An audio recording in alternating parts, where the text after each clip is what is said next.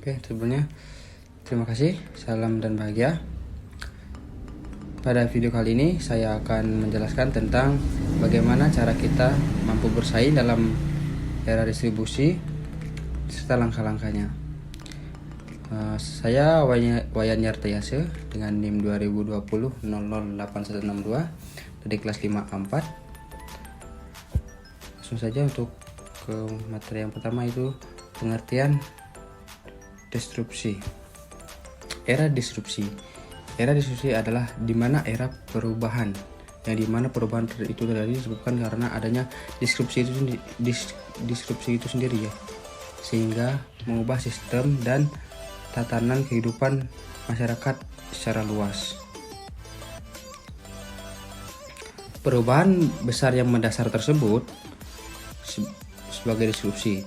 Perubahan disrupsi tersebut tidak terjadi secara bertahap ya, melainkan seperti gunung berapi yang meledak kemudian melunturkan ekosistem lama dan menggantinya dengan ekosistem yang baru yang sama sekali sangat amat berbeda.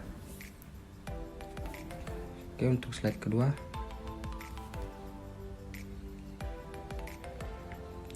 Cara menghadapi era disrupsi. Yang pertama itu adalah peningkatan kualitas sumber daya manusia, yang dimana kita menganalisis apa sih sumber daya manusia yang ada di lingkungan kita yang mampu kita manfaatkan. Kemudian yang kedua itu mampu beradaptasi dengan teknologi. Tentunya di zaman sekarang itu kita sangat dituntut ya dalam perkembangan teknologi yang ada. Kalau tidak mampu berkembang, maka kita akan stuck terus di situ, akan ketinggalan dengan perkembangan teknologi yang ada. Lalu yang ketiga itu memberikan inovasi secara terus-menerus. Nah, bagaimana jika sebuah perusahaan tidak bisa berinovasi, maka mereka akan mengalami kebangkrutan. Nah, maka inovasi secara terus-menerus di era perkembangan distribusi saat ini itu sangat diperlukan, karena itu bisa menjadi salah satu jalan untuk kita bisa survive dalam hal-hal yang tidak kita inginkan. Kemudian yang keempat itu dapat berkolaborasi.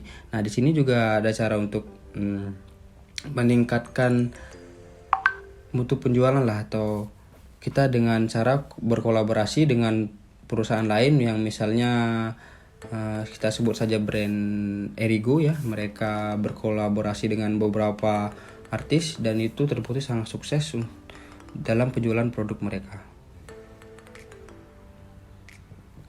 Next, berikutnya ada kaitan cita-cita. Kaitkanlah dengan cita-cita. Nah, cita-cita saya di sini adalah sebagai pengusaha atau wirausahawan.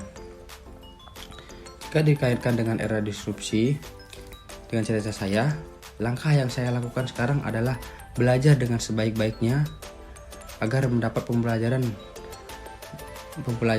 dari pengertian usaha, bagaimana menjadi seorang pengusaha, strategi pemasarannya, promosinya, inovasi apa yang dilakukan. Nah, kemudian saya bisa improve dalam hal yang saya dapatkan sebagai besar saya untuk masa yang akan datang. Nah, pembelajaran yang saya maksud tadi itu adalah pembelajaran yang dimana saya meningkatkan pedalaman skill, kemudian saya harus mempunyai juga kepemimpinan, dan bagaimana cara saya keluar dari situasi yang sangat struggle atau situasi yang sangat mencekik. Tentu semua itu pembelajaran itu saja tidak cukup. Nah, makanya setelah saya lulus kuliah nanti saya akan pergi ke suatu provinsi untuk merantau, tepatnya di Bali. Saya akan mencari pekerjaan di sana, mudah-mudahan keterima, dan saya akan belajar apa sih yang kita perlukan untuk menjadi wirausahawan. Nah, setelah 1-2 tahun saya mengabdi di sana, kemudian saya ambil pembelajarannya, ambil baik buruknya gimana, saya jadikan sebagai pengalaman.